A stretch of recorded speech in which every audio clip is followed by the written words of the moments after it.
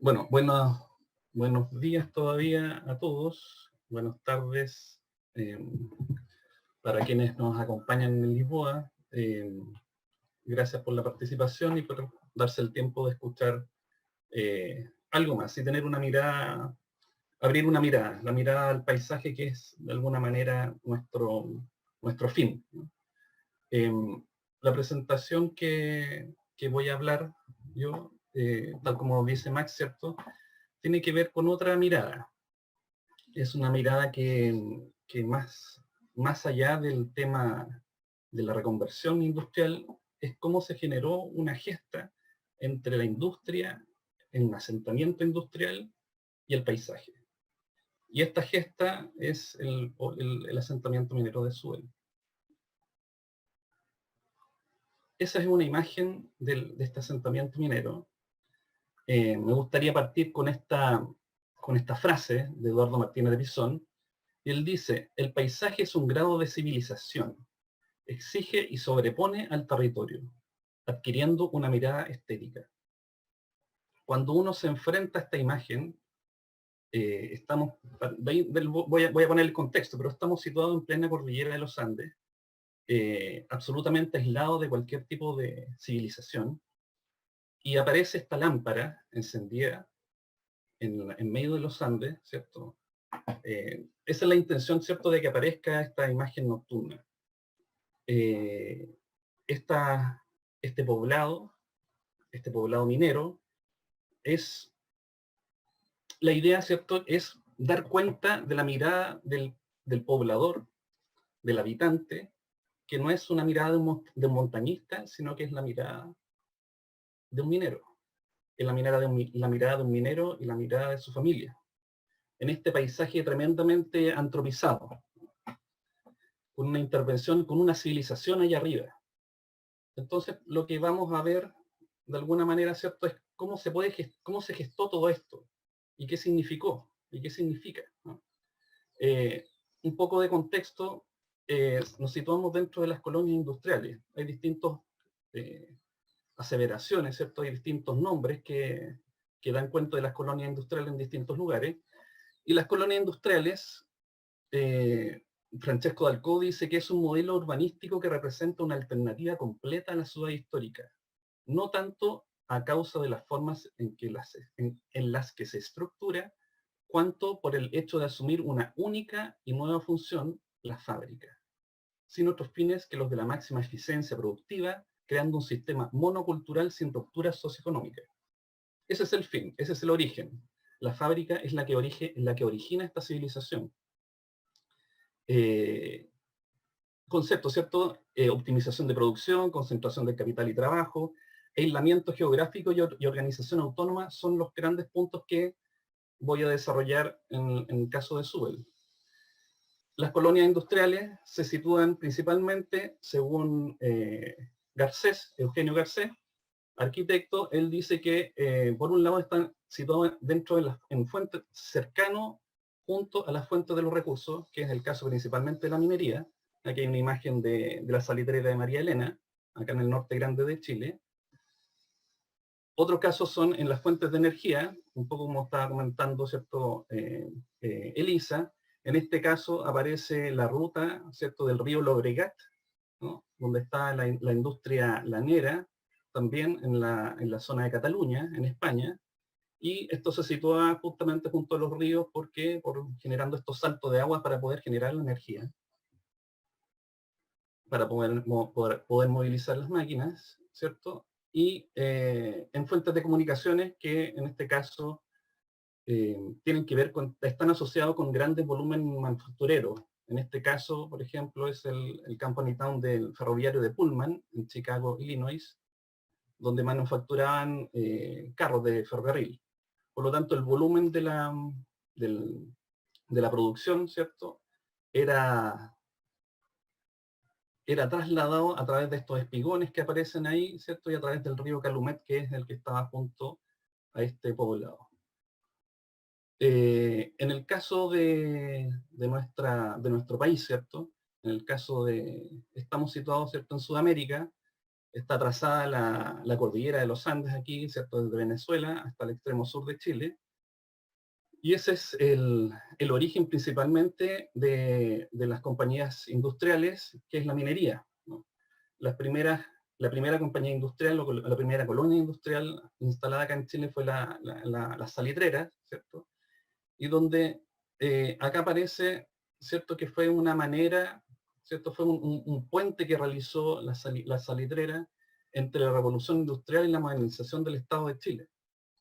Eso implicó una colonización finalmente del norte de Chile, trayendo obviamente términos territoriales importantes para el país.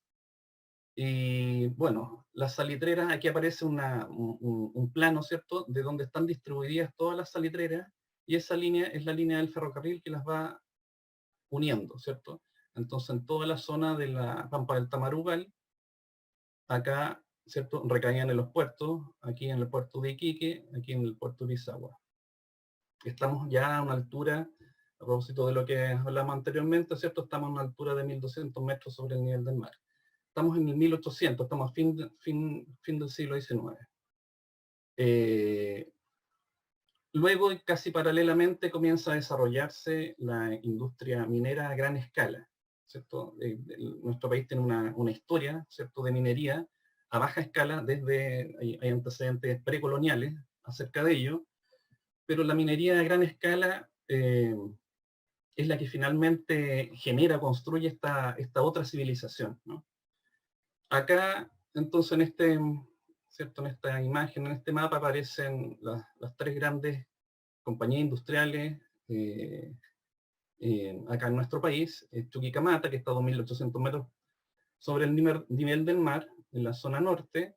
Se puede ver y se puede establecer las conexiones, ¿cierto? Un poco lo que hablábamos el día anterior, ¿cierto? Esta sesión anterior, de estas redes, que finalmente la fábrica es la que genera, la que constituye redes. No es un hecho aislado, no es un punto, sino que coloniza el territorio, ¿cierto? Entonces aparece, bueno, en la zona de la fábrica, en este caso en Tocopilla, donde se genera la electricidad para poder alimentar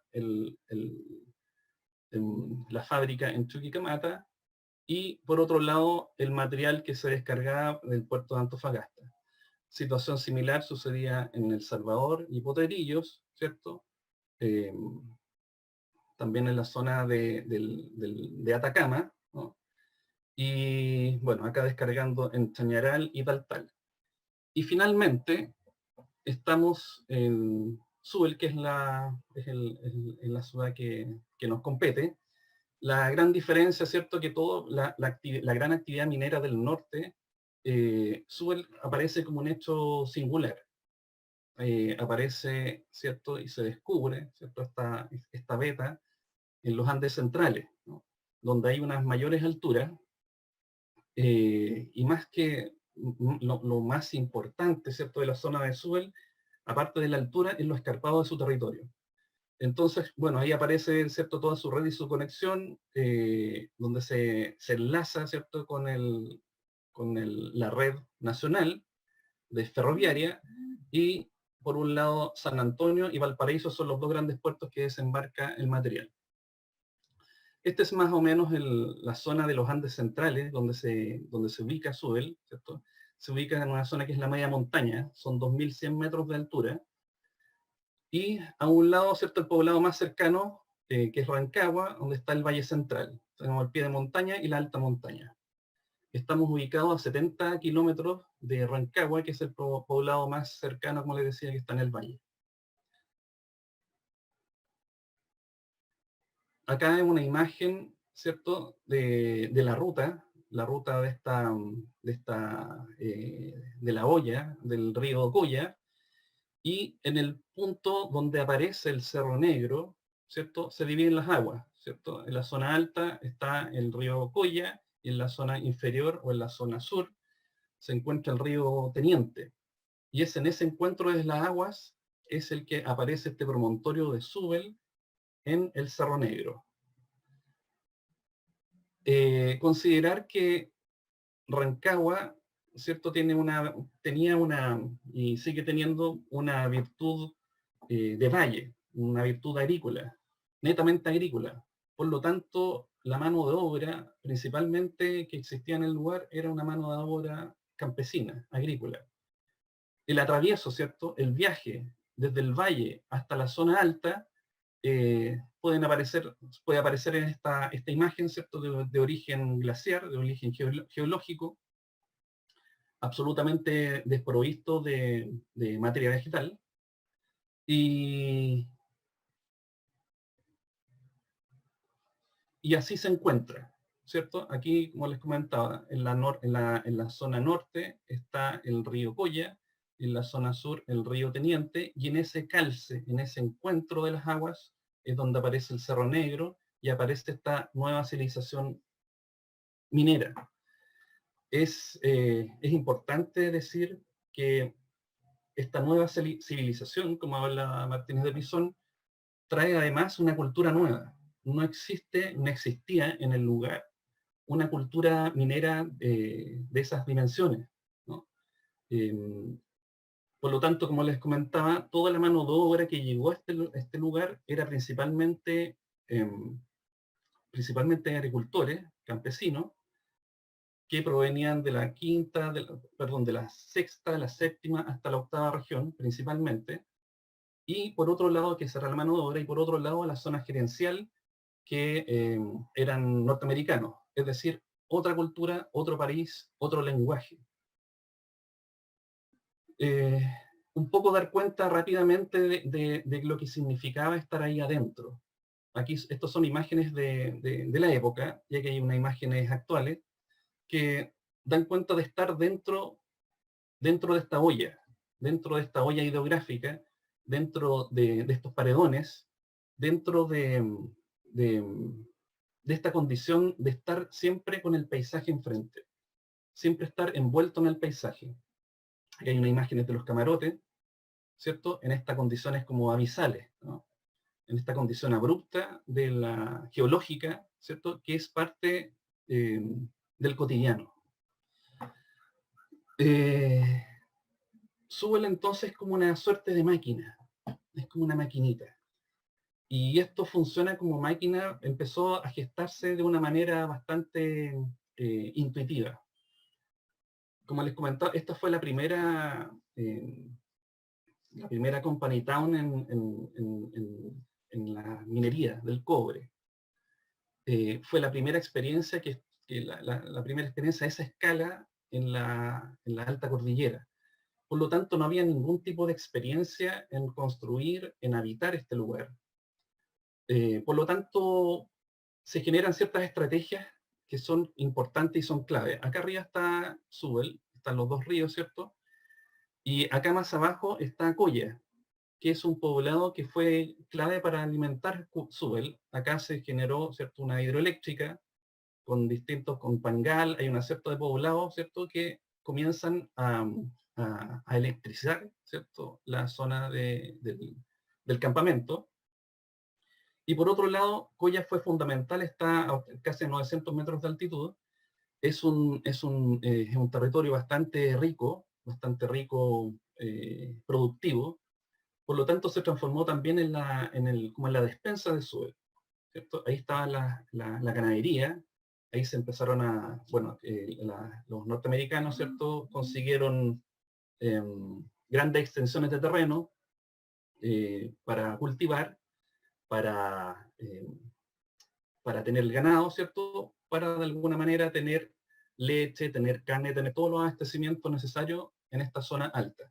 Y por otro lado, acá abajo, ¿cierto?, Rancagua, que era el poblado que conectaba con la red nacional de distribución, que es el enlace, ¿cierto? Es importante este sentido que les comentaba en un principio de que es una unidad autónoma. Es un poblado autónomo que funciona de manera absolutamente autosuficiente. De hecho, tan autosuficiente que tenía sus propias reglas, tenía su propio lenguaje, tenía su propia estructura, su propio orden, su propia ley. Son temas para otro seminario.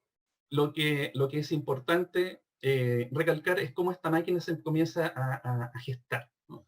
Esta es una de las primeras imágenes de las instalaciones, de las primeras instalaciones en 1909. Considerar que Zubel comenzó a gestarse desde el 1905, principio del siglo, hace más de 100 años. Entonces lo que aparece acá, en la parte norte, ¿cierto?, es la gerencia, es el molino y son los barrancones donde estaba la mano de obra. Era como cualquier pique minero que está en la cordillera de los Andes, dispersa, que hay cientos, digamos, de estos asentamientos. Esta es una imagen de 1915, donde ya comienza a aparecer, digamos, un tamaño, empieza a aparecer una dimensión ya más de otra escala, y es en este momento donde de hecho la mujer Zubel viene del nombre del primer accionista de la Braden Co., que es Barton Zubel. Su mujer es la que dice, cuando comienza a generarse esta industria, en el fondo, dice, acá tenemos que construir habitaciones, ¿no? Entonces, de esa manera se empieza a concebir esta idea del trabajo junto con la familia, ¿no? Esta estrategia de este lugar tan deslocalizado, tan fuera, digamos, del sistema, es que se adscribe, ¿cierto?, a este sistema del Company Town, ¿no?, para poder exactamente generar una civilización allá arriba. Por lo tanto, por un asunto de control, era más propicio que el minero, que bien se sabía su licencia, ¿cierto?, las licencias del minero, el desorden del minero, una mano de obra no calificada, ¿cierto?, pensando que venía gente del campo, que no había gente, mano de obra calificada. Entonces se llevó a la familia allá arriba. ¿Para qué? Para que de alguna manera la pudiera controlar, ¿cierto?, este hombre vigoroso. Hay toda una idea detrás del hombre vigoroso, del hombre minero, ¿no?, que está asociado a la política de aquel entonces, ¿no?, para poder construir esta imagen del hombre virtuoso. Bueno, otros temas. Acá en esta edad, en esta época, en 1915, la ciudad era otra, ¿no? Estaba distribuida o estaba conformada a través de pisos. Entonces, el piso superior, que es donde aparece aquí en esta línea, ¿cierto?, es la zona gerencial. El piso intermedio es la zona industrial y el piso inferior es en la zona obrera, donde aparecen ahí los barrancones, ¿cierto? ¿Qué es lo que sucedió? ¿O qué es lo que sucedía en aquel entonces? Acá hay una imagen entrando, llegando, ¿cierto?, viendo a Zubel desde el fondo, y ahí, bueno, claramente aparece la chimenea, la contaminación, ¿cierto? En ese momento, la chimenea estaba en la fundición, ahí en medio del poblado, ¿no? No estaba pensado como un lugar plenamente habitable, estaba pensado la fábrica. El pique está un poquito más arriba. Según Fuenzalía, que es un historiador de principio del siglo, él comentaba a propósito de esto, dice, esta empresa fue la primera en su género que se establecía en los Andes chilenos, donde si bien se poseía un conocimiento técnico y tecnología de punta, los temas ambientales no se consideraron en la primera etapa de explotación. Acá, lo que aparece acá en este lecho es relave, ¿cierto? Acá todo lo que descargaba, en el fondo, lo que estaba recién extrayéndose, se descargaba directamente sobre el lecho del río Coya.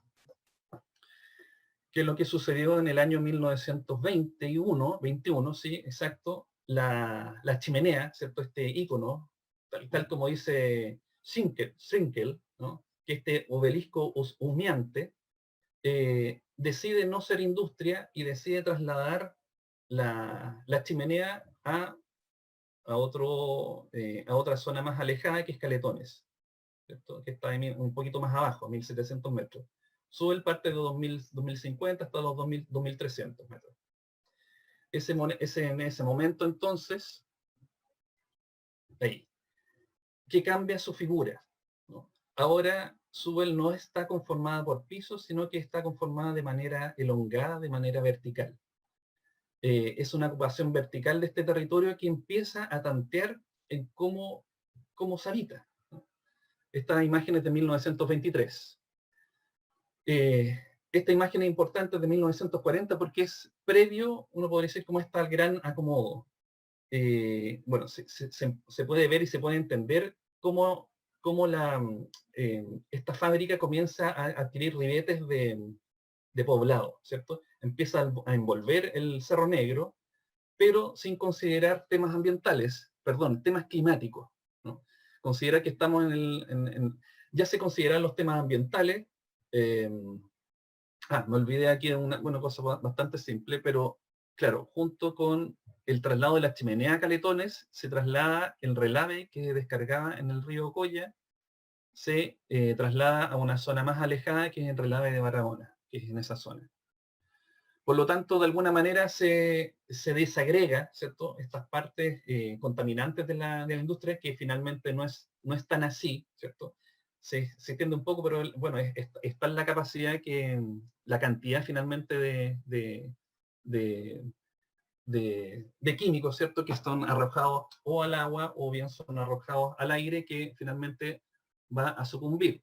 Bueno, es importante, les comentaba, considerar el tema climático, ¿no? Acá hay una imagen, hay un plano de los aludes. Aquí están los aludes desde 1914 hasta 1944, que fue el mayor. Y en estas imágenes que están encostados son la tragedia del 1944, que murieron como 200 personas.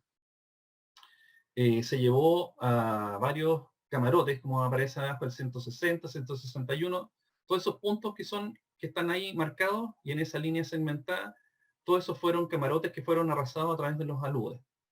Los camarotes, estamos hablando que son edificaciones, que ahí vamos a tocar un poquito más de eso, son edificaciones que tienen hasta 8 pisos de altura.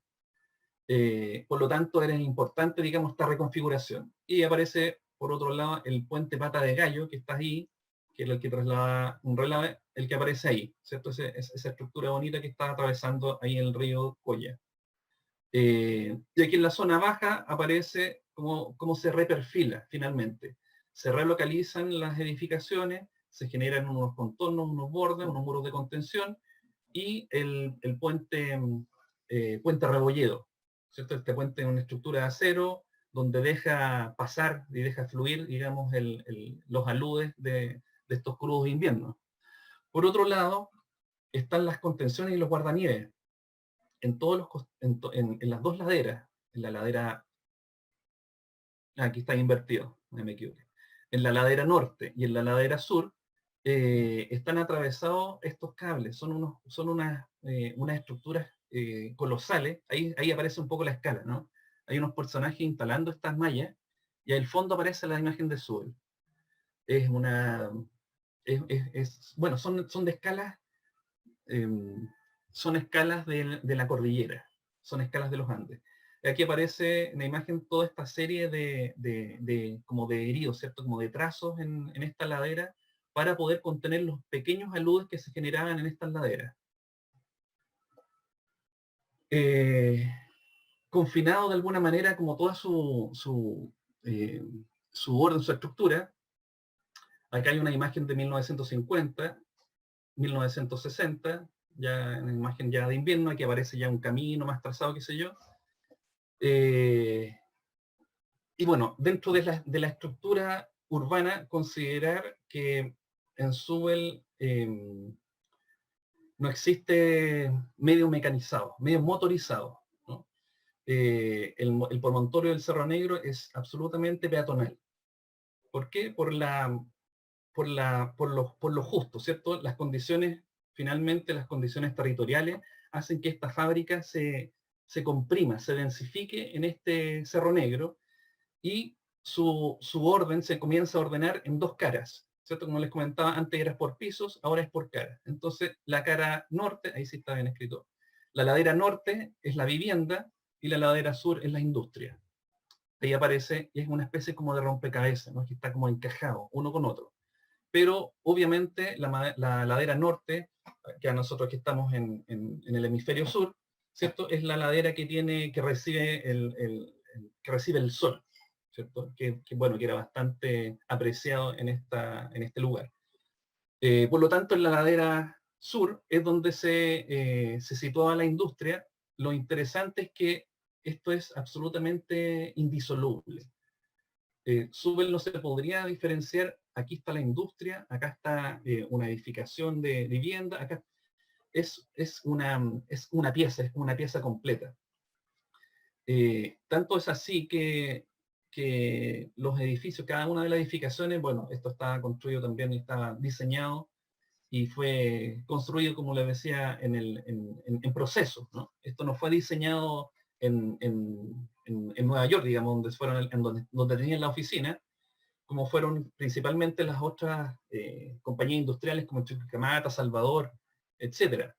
Acá fue diseñado acá, ¿cierto? En el mismo lugar, y las edificaciones estaban tipificadas como EDNI y EDIN, ¿sí? Edificaciones no industriales, es decir, las edificaciones que tenían que ver con las habitaciones, con el comercio, con las, etcétera, y edificaciones industriales, EDIN, ¿sí? Finalmente, esa era la separación. Eh, la vivienda, la zona de la vivienda, eh, ya, acá está, la ladera norte. La ladera norte, entonces aquí aparece claramente, ¿cierto?, cómo recibe el sol. La ladera norte, de hecho, desaparece la zona como industrial, y ahí aparece la población americana y los camarotes, como tipología, ¿cierto? La población americana, que era la que estaba en la zona alta, con las unidades aisladas para las zonas gerenciales, y las unidades de camarote, que eran las unidades que tenían que ver con la mano de obra y el trabajo más duro. Por otro lado, tenemos la ladera sur, que era la zona de la industria, y ahí está remarcado, ¿cierto?, cuál es la industria, ¿cierto? ¿Qué es la industria? Y claro, principalmente la industria aparece como estos planos que como que de alguna manera ocultan lo que sucede en el interior, pero sigue siendo esta misma capa. Y ahí está como todo el proceso. Ahí está arriba, en la zona alta está el acceso a la mina, luego el concentrador y el chancado, el transportador, la molienda del concentrador y los espesadores más acá abajo. Nico, ¿puede ser redondeando ideas? ¿Te quedan 5 minutos? Ya, 5 minutos. Ok. Ya, Bueno. El orden de la estructura urbana de Zubel es un eje central, es una espina de pescado, que es una escala central, está distribuida con distintas plazas que son como los peldaños. Está la Plaza Morgan, la Plaza O'Higgins, qué sé yo, escalera central, escaleras pasajes, distintas maneras, distintas tipologías sobre un mismo orden. Eso es necesario como recalcar. Es un mismo orden, es una misma estructura, es una forma de vida, ¿no? El caso de las escuelas es interesante a propósito de la educación que se debía estar allá. Acá hay unos radios, ¿cierto? Son unos radios de giro donde cada una de las escuelas cubría las zonas donde estaban las habitaciones, finalmente, ¿cierto? ¿Eso por qué? Porque, bueno, tenían que llevar los niños al colegio caminando, en pleno invierno. Hay unas imágenes, ¿cierto?, de los niños en el colegio. Por otro lado, un lugar fundamental dentro de este otro programa es la cancha de agua dulce. Ahí aparece la cancha de agua dulce que principalmente esta se constituyó, esta explanada se constituyó con el relave, ¿cierto? Con el relave que se acuerdan que en un principio estuvo en esta zona, se generó esta horizontal y, bueno, finalmente se constituyó como un escenario, un espectáculo con matrimonios, con peleas de box, competiciones deportivas, etc. Y por otro lado, y finalmente con esto quiero terminar, el tema de la espiritualidad, que tiene que ver más que un asunto místico, sino que tiene que ver con este asunto humano y este asunto que tiene que ver con el habitar un lugar que va más allá de la fábrica y que de alguna manera constituye y encierra esta idea como de paisaje. Acá, bueno, acá está, aparecen los límites, ¿cierto?, del Cerro Negro, y en la parte alta, aquí el E1, eso es en la iglesia, el E2, esta es en la gruta, y el E3 es el cementerio de niños. Acá en esta zona, ¿cierto?, se generaba una procesión entre la iglesia y la gruta, considerar que todo esto, la iglesia era como la institución la gruta y el cementerio de niños eran de alguna manera paganos, quedaban fuera del circuito. Acá abajo aparece la gruta de Lourdes, ahí aparece una imagen de la gruta de Lourdes, la inauguración en el año 1948. Y lo fundamental es que, bueno, en todo este proceso de evolución llegamos en el 1960, en la última imagen, en el año 1967 se quiebra esta unidad de fábrica, familia, paisaje. ¿Por qué? Porque la familia finalmente se disoció y se trasladó a la zona de Rancagua, en esta llamada Operación Valle. De esa manera, Subel se desarma, se quiebra esta fragilidad de este sistema, esta civilización se quiebra y se constituye como un dormitorio para los mineros que todavía siguen en actividad. Aún así, la única señal, uno podría decir, de vida, habitabilidad, es la gruta, que es la que está ahí abajo. Está todo, bueno, hay un 70% actualmente que fue desmantelado, ¿no? Y ahí aparece la gruta, como en esta actualización, con un minero actualizado, digamos, que sigue yendo en el fondo a esta procesión de este lugar, ¿no? Dos imágenes que tienen que ver con esta nueva manera de habitar, esta nueva minería, ¿no? Que por un lado son las villas mineras, por otro lado son los hoteles mineros, que justamente hablan de una vida interior y no de una vida exterior, deslocalizándose y disociándose directamente del paisaje, y finalmente lo que hace es desraizando. Acá hay una imagen de Subel en la actualidad, y me gustaría terminar con esta frase de Unamuno que dice: el que está con la frente inclinada sobre el arado difícilmente puede ver el paisaje. Como conclusión, estos programas híbridos no son sectoriales, consideran el paisaje y la habitabilidad como elementos del desarrollo de la actividad industrial. Eso es lo que se podría llamar, ¿cierto?, como ciudad empática, pensando en el monoprograma, ¿no? Pensando en la industria como una unidad. El campamento no es una pieza patrimonial, sino que es un modo de vida, no es un objeto, es una construcción, es un complejo espacial territorial, es un paisaje industrial. Y eso es. Muchas gracias.